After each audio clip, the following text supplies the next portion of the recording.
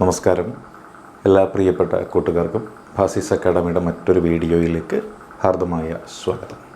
നമ്മളിന്ന് പഠിക്കുന്നത് special topic എന്ന കുറച്ച് കാര്യങ്ങളാണ്. എന്തിൻ്റെ സ്പെഷ്യൽ ടോപ്പിക് എന്ന് പ്രത്യേകം പറയേണ്ടതില്ല, കാരണം കഴിഞ്ഞ കുറച്ചധികം ദിവസങ്ങളിലായിട്ട് നമ്മൾ പഠിച്ചു വരുന്നത് സിവിൽ പോലീസ് ഓഫീസർ പരീക്ഷയുടെ സ്പെഷ്യൽ ടോപ്പിക്കുള്ള കുറച്ച് കാര്യങ്ങളാണ്. അതിൽ തന്നെ ഒഫൻസസ് അഗൈൻസ്റ്റ് വിമൺ, വനിതകൾക്കെതിരായിട്ടുള്ള അതിക്രമങ്ങളെന്ന മേഖലയിൽ നിന്നുള്ള കാര്യങ്ങളാണ് നമ്മൾ പഠിച്ചു വന്നിരിക്കുന്നത്.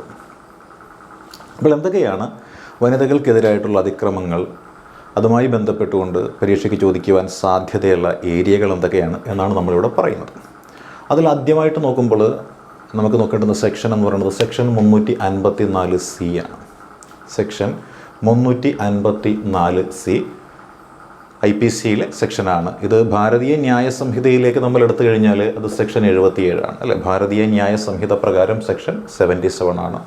ഇതിന് നമ്മൾ പറയുന്ന വോയറിസം എന്നാണ് അല്ലേ. എന്ന് വെച്ചാൽ എന്താണ്? ഒളിഞ്ഞു നോട്ടം എന്നാണ് പറയുന്നത്. ഒളിഞ്ഞു നോട്ടം എന്ന് വെച്ചാൽ എന്താണ്? നേരിട്ട് നോക്കുവാനായിട്ട് സാധിക്കാത്ത സാഹചര്യങ്ങളിൽ ചില ആളുകൾ എന്ത് ചെയ്യുന്നു?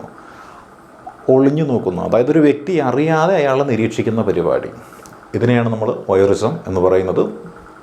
ഒളിഞ്ഞു നോട്ടത്തെ പറ്റി പരാമർശിക്കുന്ന വകുപ്പാണ്. അപ്പോൾ എന്താണ് സംഭവം ഇതുകൊണ്ട് അർത്ഥമാക്കുന്നത്?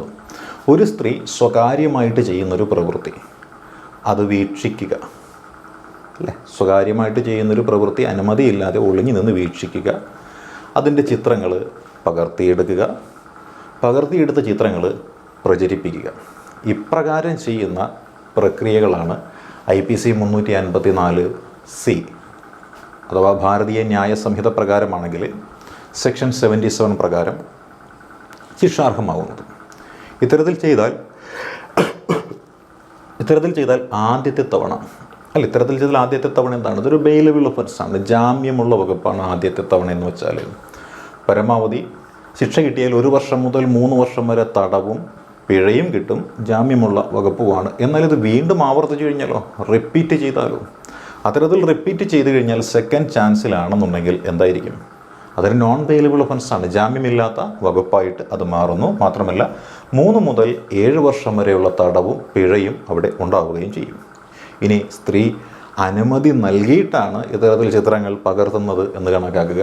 എന്നാൽ ഇത് പ്രചരിപ്പിക്കുന്നത് അവരുടെ അനുവാദമില്ലാതെയാണെന്നുണ്ടെങ്കിൽ ഈ പറഞ്ഞ തവണ അല്ലെങ്കിൽ ഈ പറഞ്ഞ രീതിയിലുള്ള ശിക്ഷകളും ശിക്ഷാവിധികളുമായിരിക്കും അവിടെയും ഉണ്ടായിരിക്കുന്നത്. ഇനി നമുക്ക് IPC സെക്ഷൻ 354D എന്താണ് എന്ന് നമുക്ക് നോക്കാം. ഭാരതീയ ന്യായ സംഹിത പ്രകാരമാണെങ്കിൽ അത് സെക്ഷൻ 78 ആണ്. അപ്പോൾ IPC 354D ആണ്. ഭാരതീയ ന്യായ സംഹിത പ്രകാരം അത് സെക്ഷൻ 78 ആണ് അല്ലേ. എന്താണ് ഇവിടെ സംഭവിക്കുന്നത്? ഇത് സ്റ്റാക്കിങ്ങിനെ കുറിച്ചാണ് പറയുന്നത്. സ്റ്റാക്കിങ് എന്ന് വെച്ചാൽ എന്താണ്? പൂവാല ശല്യം എന്നാണ് പറയുന്നത്. ഒരിക്കലെങ്കിലും പൂവാലനായിട്ട് ചിന്തിക്കാത്ത ആൾക്കാരും തന്നെ ഉണ്ടാവുകയില്ല അല്ലേ. അപ്പോൾ എന്തായിരിക്കും പൂവാല ശല്യത്തെ കുറിച്ച് പറഞ്ഞു കഴിഞ്ഞാൽ? അതായത് ഒരു സ്ത്രീയുടെ ഇഷ്ടം കണക്കിലെടുക്കാതെ അവരെ പിന്നാലെ നടന്ന് ശല്യം ചെയ്യുക എന്നുള്ളതാണ് ഒന്നാമത്തെ കാര്യം, പൂവാല ശല്യത്തിൽ പെടുന്നത്. പിന്നാലെ നടന്ന് ശല്യം ചെയ്യുക. ഇനി രണ്ടാമത്തെ കാര്യം എന്ന് വെച്ചാൽ എന്താണ്? താല്പര്യക്കുറവ് അറിയിച്ചു കഴിഞ്ഞും എന്ത് ചെയ്യുന്നു? അവരെ പിന്തുടരാനായിട്ട് ശ്രമിക്കുന്നു അല്ലേ. താല്പര്യക്കുറവ് അറിയിച്ചു കഴിഞ്ഞും പിന്തുടരാനായിട്ട് ശ്രമിക്കുന്നു. അപ്പോൾ ഒരു സ്ത്രീ അവർക്ക് താല്പര്യമില്ല എന്ന് പറഞ്ഞു കഴിഞ്ഞാലും അവരുടെ പിന്നാലെ നടന്ന് ഇങ്ങനെ ശല്യപ്പെടുത്തുന്ന പ്രക്രിയ, അതാണ് താല്പര്യക്കുറവ് അറിയിച്ചു കഴിഞ്ഞും പിന്തുടരാനായിട്ട് ശ്രമിക്കുന്നത്. ഇനിയോ ഒരു സ്ത്രീയുടെ ഇൻ്റർനെറ്റ്, ഇമെയിൽ അല്ലെങ്കിൽ ഇലക്ട്രോണിക് കമ്മ്യൂണിക്കേഷൻ എന്നിവ എന്ത് ചെയ്യണം? നിരീക്ഷിക്കുകയാണ്. അതായത് അവരുടെ ആ പ്രൊഫൈലിൽ കയറിയിട്ട് അവരുടെ അനുമതിയില്ലാതെ അവരുമായി ബന്ധപ്പെട്ടിട്ടുള്ള കാര്യങ്ങളെല്ലാം മനസ്സിലാക്കാൻ ശ്രമിക്കുന്ന പ്രക്രിയ, അതാണ് ഈ സ്റ്റാക്കിങ്ങിൽ പറയുന്നത്. എന്നാൽ ഇത്തരത്തിലുള്ള സ്റ്റാക്കിംഗ് അഥവാ പൂവാലം ചെയ്യുന്ന അതേ പ്രവൃത്തി കുറ്റകരമല്ലാത്ത അവസ്ഥയാവുന്ന ചില സാഹചര്യങ്ങളുണ്ട്.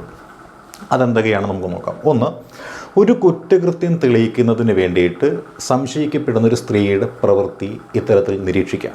അങ്ങനെ നിരീക്ഷിച്ചാൽ അത് കുറ്റമല്ല.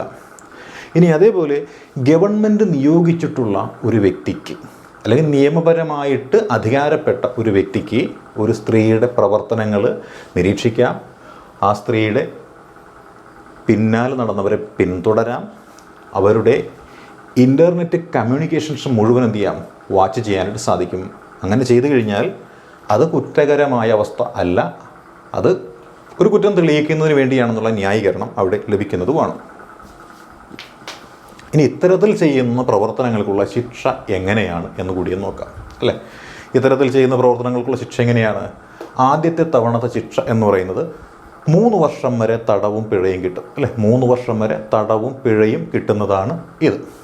അതിനുശേഷം അല്ലേ ബെയിലബിൾ ഒഫൻസാണ്, ജാമ്യം കൂടി കിട്ടുന്നതാണ്. ഇനി വീണ്ടും നോക്കിയാലോ, 2ാം തവണ ഇതേ തെറ്റ് തന്നെ ആവർത്തിച്ച് കഴിഞ്ഞാൽ എന്തായിരിക്കും?